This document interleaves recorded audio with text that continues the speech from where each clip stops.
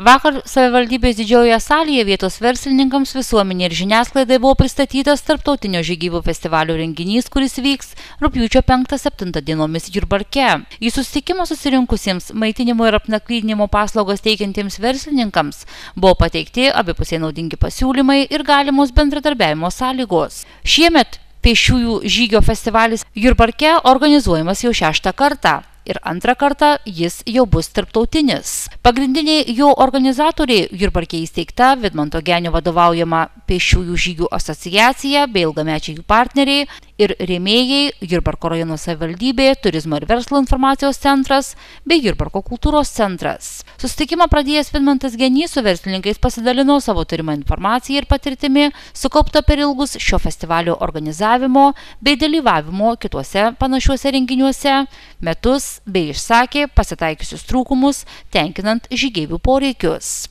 Vienu iš didžiausių tokių trūkumų, stabdančių didesnius žygeivių srautus iš užsienio į šį festivalį, jis įvardino nakvynės vietų trūkumą mūsų mieste bei rajone, bei neslėpė pasigendantis didesnės vietos verslininkų ir gyventojų iniciatyvos, pasinaudojant progą užsidirbti iš tomis dienomis į Jurbarką atvykstančio gausaus turistų būrio iš užsienio. Kad šios spragos šiemet būtų užpildytos, savivaldybės administracija kartu su Jurbarko turizmo ir verslo informacijos centru ruošiasi išleisti specialų lankstinuką žemėlapį, į kurį būtų įtrauktos ir pažymėtos tos vietos, kuriuose žygeiviai galėtų gauti jiems tuo metu reikalingas paslaugas.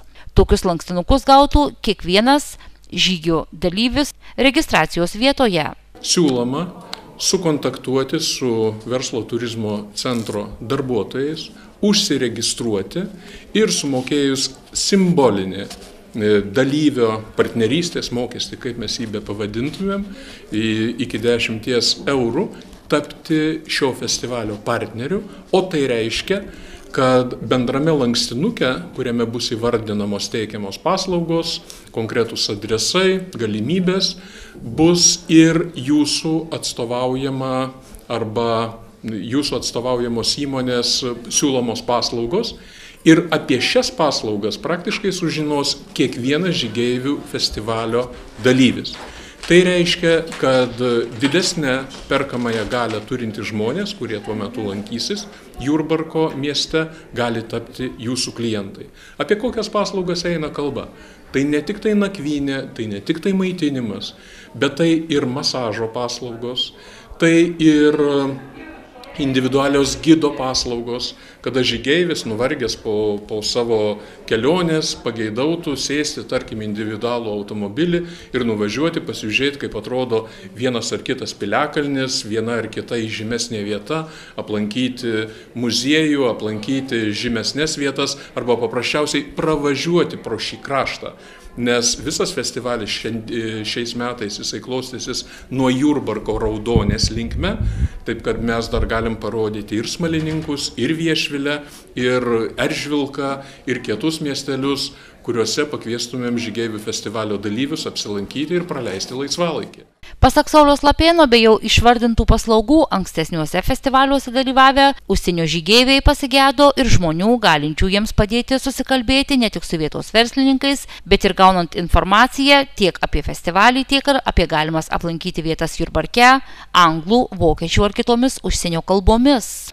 Festivalio dalyviai pageidauja pagalbos sprendžiant įvairiausius buitinius klausimus, sveikatos klausimus. Gali prireikti paslaugų, gido paslaugų, tiesiog einant per miestą, komunikuojant su vietiniais žmonėmis. Ir čia nebūtinai pačios pagrindinės kalbos anglų, vokiečių yra svarbiausios. Be galo šiltai žygeivius nuteikia, kada juos gali kas nors kreiptis danų, olandų kalba, kurios galbūt mažiau žinomos, bet žinant mūsų jaunimo galimybės keliauti po pasaulį, o šiuo metu atostogauti, galbūt tai ir būtų pirmieji pagalbininkai, kurie mums padėtų.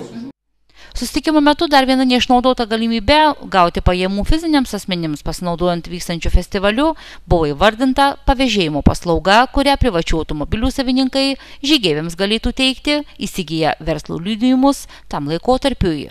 Taksi paslaugos ir tokios pavežiojimo paslaugos jos būtų labai naudingos ir čia jau reikėtų tik tai kreiptis dėl individualios veiklos tinkamo įforminimo.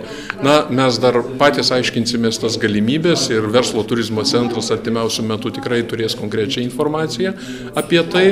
Galbūt tai galėtų būti festivalio taksi paslaugos, nebūtinai licenzijuojama veikla, kuri reikalautų specifinių gebėjimų ir taip toliau. Na, o jeigu kas nors pasiūlytų dviračių rikšą pavažinėti per dviračių takus, aš manyčiau, kad šitoj vietoj nustebintumėm ne tik tai mūsų gyventojus, bet ir svečius. Nuo to, kaip mes sugebėsim priimti šios žmonės, kokį mes įspūdį jiems paliksim, nuo to priklausys sekančių metų festivalio sėkmė, na ir mūsų galimybė visų dirbti, uždirbti ir džiaugtis tuo, kad gyvenam šitam krašte.